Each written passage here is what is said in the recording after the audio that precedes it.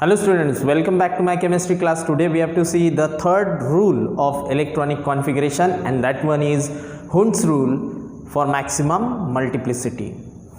यामध्ये आपण पाहणार आहे की इलेक्ट्रॉन फिलअप करताना कसे फिलअप करायचे. बरोबर आहे, आपण 2p4 करून घेतो, 1s2 करून घेतो, पण ॲक्च्युली ते जेव्हा आपण बॉक्स डायग्राम जेव्हा काढतो, बरोबर आहे, किंवा ऑर्बिटलमध्ये जेव्हा लिहितो तेव्हा ते फिलअप कसे करायचे ते या रूलनुसार आपल्याला करावं लागते. म्हणजे हा रूल आपल्याला सांगेल की how to fill up the electrons in the orbitals.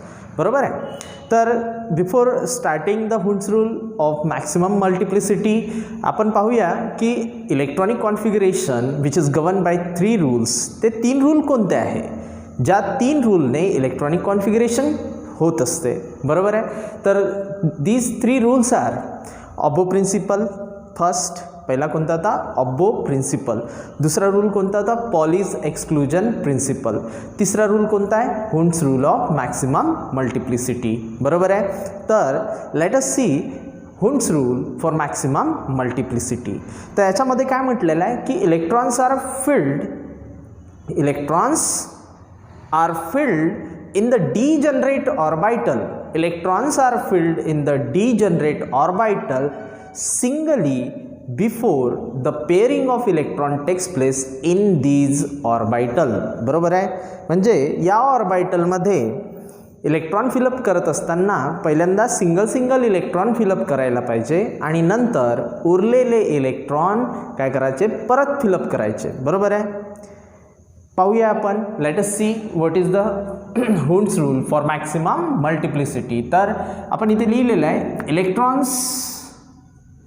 Electrons in the degenerate orbital. सर्वात पहिल्यांदा हा वर्ड लर्न करूया आपण. डीजनरेट मीन्स काय होते?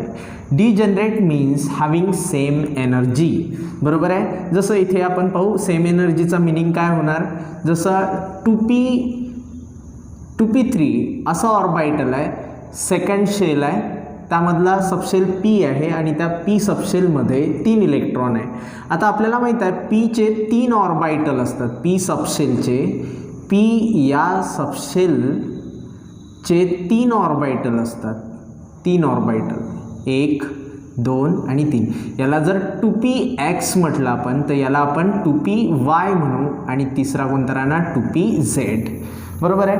मग याची आपल्याला एनर्जी पाहायची आहे. तिघांची सारखी आहे का? जर तिघांचीही सारखी असेल तर तो कोणता ऑर्बिटल होणार? मग या तिघांना काय म्हणू आपण? Degenerate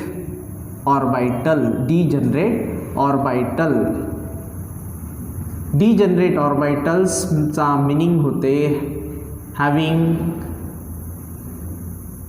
orbitals having equal energy. ज्या ऑर्बिटल्सची एनर्जी सेम असते, इक्वल असते, त्यांना आपण डीजनरेट ऑर्बिटल असं म्हणत असतो. बरोबर आहे. आता याची एनर्जी आपल्याला कॅल्क्युलेट करायची आहे. 2pxची कॅल्क्युलेट करू आपण. एनर्जी कशाने कॅल्क्युलेट करतो आपण? ऑर्बिटलची n+l रूल.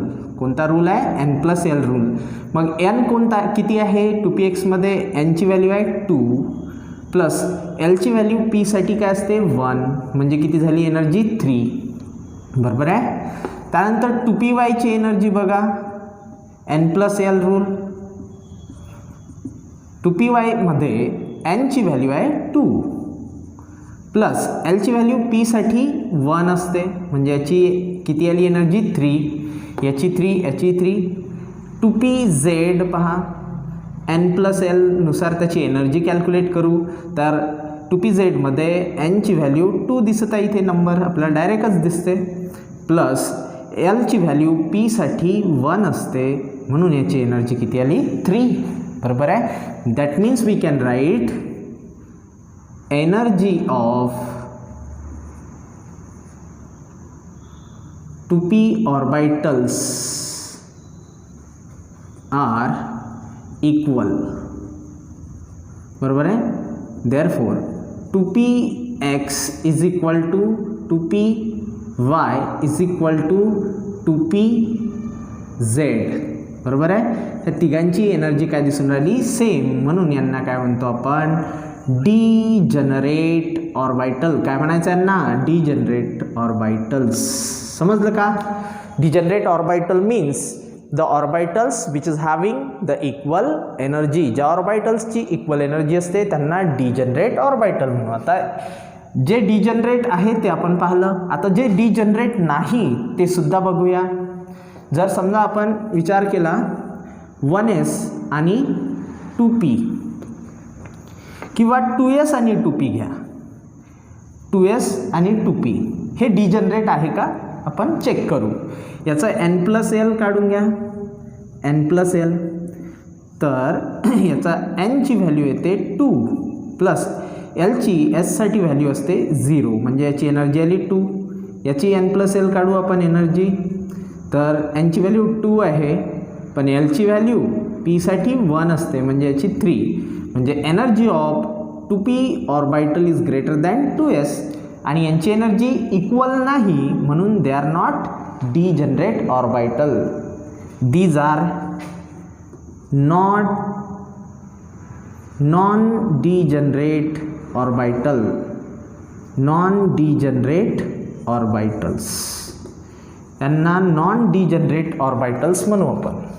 ठीक आहे. तर हे होतं डिजनरेट ऑर्बिटल. तर आता तुम्हाला समजलं electron in the degenerate orbital म्हणजे असे ऑर्बिटल की ज्यांची एनर्जी सेम असते. तर आता परत पहा, electrons in the degenerate orbitals are first filled singly. हे खूप महत्त्वाचं आहे. म्हणजे इलेक्ट्रॉन अशा इक्वल एनर्जीच्या ऑर्बिटल्समध्ये सिंगली फिलअप केल्या जाणार आणि मग पेअरिंग ऑफ इलेक्ट्रॉन होणार. बरोबर आहे. Singly before pairing of electron takes place. Pairing होण्याच्या आधी इलेक्ट्रॉन्स हे सिंगली फिलअप केला जाईल. जसं एक एक्झाम्पल घेऊ आपण. आपण 1 किलो पेढे आणले. बरोबर आहे. 1 किलो पेढे आणले, कोणातरी मुलाचा बड्डे आहे. बरोबर आहे. 1 किलो पेढे आणल्यानंतर आपल्याजवळ 20 स्टुडंट आहे. 20 स्टुडंट आहे. सपोज समजा एक उदाहरण म्हणून आपण 20 स्टुडंट प्रेझेंट आहे. पण 1 किलो पेढ्यांमध्ये किती पीसेस येतात? सपोज 40 येऊन राहिले. तर मग पहिल्यांदा काय करायचं? आता मोजलं कोणच नाही आहे, ना पेढे मोजले आहे ना मुलं मोजले आहे. बरोबर आहे. मग अशा वेळेस काय करू आपण? तर एखादा मुलगा जर त्याला डिस्ट्रीब्यूट करून राहिलेला असेल तर पहिल्यांदा काय करा, 4-5 देऊन देणार का एकाच मुलाला? दुसऱ्या मुलाला 7-8 देऊन देणार का? तिसऱ्या मुलाला 2-3 देऊन देणार का? असं करतो का आपण? नाही. आपल्यालाही माहीत आहे सर्वांना डिस्ट्रीब्यूट झाले पाहिजे, म्हणून सर्वात आधी काय करते मुलं की सर्वांना पहिले एक पेढा देते. बरोबर आहे. मग सगळ्या मुलांना देऊन झाले, मग विचारतात सर अजून उरले आहे, आता काय करायचं? तर मग आता काय करायचं? सर काय म्हणून मी घरी नेतो म्हणून का? घरी न्यायचं आहे का ते? नाही. बरोबर आहे. ते तुमच्यासाठी आणलेले आहे. तर मी त्या मुलाला म्हणेल की ठीक आहे उरलेले आहे तर परत इकडून ये आणि परत देणं सुरू कर प्रत्येकाला. तर मग परत तो एक आणखी देईन. मग आता काय होतं? पहिले एक पेढा होता, आता काय झालं? दुसरा आला, म्हणजे पेअरिंग झाली. पण पेअरिंग होण्याच्या आधी काय केलं आपण? एक दिला, सिंगली फिलअप केलं. आणि सिंगली फिलअप केल्यानंतरही इलेक्ट्रॉन उरले आहे तर आपण पेअरिंग करत आहे. बरोबर आहे. जसं एक्झाम्पल इथे पहा. For example we have 2p4 electronic configuration. 2p4 आहे तर 2p4ला आपण फिलअप 2 प्रकारे जर केलं, ठीक आहे.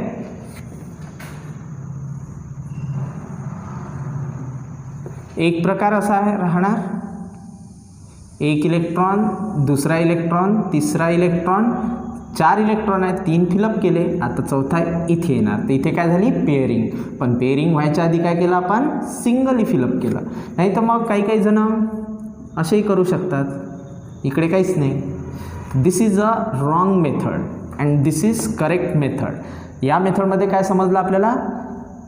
Degenerate orbitals are filled with electrons singly.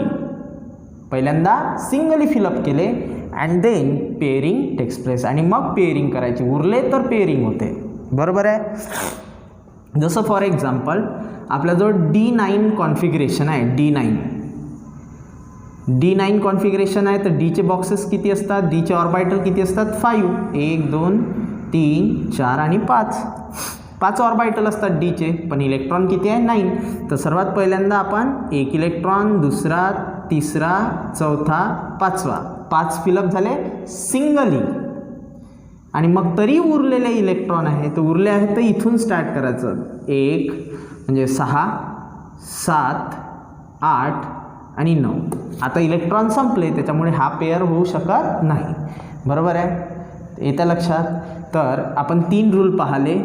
पहिला रूल होता ऑब्बो प्रिन्सिपल. याने काय सांगितलं की lower energy orbitals are filled first and then higher energy orbitals are filled. Higher energy orbitals are filled. म्हणजे पहिल्यांदा लोअर एनर्जी ऑर्बिटल फिल करायचे आणि नंतर मग त्यांच्यापेक्षा जास्त एनर्जीवाले ऑर्बिटल फिलअप करायचे. दुसरा जो रूल होता तो कोणता होता? Pauli's exclusion principle. Pauli's exclusion principle काय म्हणते? पॉलीज एक्सक्लुजन प्रिन्सिपल म्हणते की कोणतेही any 3 quantum numbers can be same but not the fourth one. बरोबर आहे. म्हणजे कोणतेही 3 व्हॅल्यू, क्वांटम नंबरच्या कोणत्याही 3 व्हॅल्यू सारख्या येतात for 2 electrons. Any 3 quantum number can be same but not the fourth one. कोणत्याही 2 इलेक्ट्रॉनसाठी कोणतेही 3 व्हॅल्यू क्वांटम नंबरच्या सारख्या येतील, चौथी येणार नाही, राहतच नाही. बरोबर आहे. त्याच्यानंतर थर्ड कोणता आहे? आताच पाहिलं आपण, Hund's rule for maximum multiplicity. म्हणजे पहिल्यांदा electrons are filled singly before the pairing takes place. Pairing होण्याच्या आधी इलेक्ट्रॉन सिंगल फिलअप करा, उरले तर पेअर करा. बरोबर आहे, असं हे हुंड्स रूलने सांगितलेलं आहे. तर अशा प्रकारे आपण इलेक्ट्रॉनिक कॉन्फिगरेशन हा टॉपिक फिनिश केलेला आहे. बरोबर आहे. Today we have finish the electronic configuration. After this we will start another topic. So till then take care, have a nice day. And I hope you understood the topic of today's lecture. So thank you so much for watching this video. Thank you so much.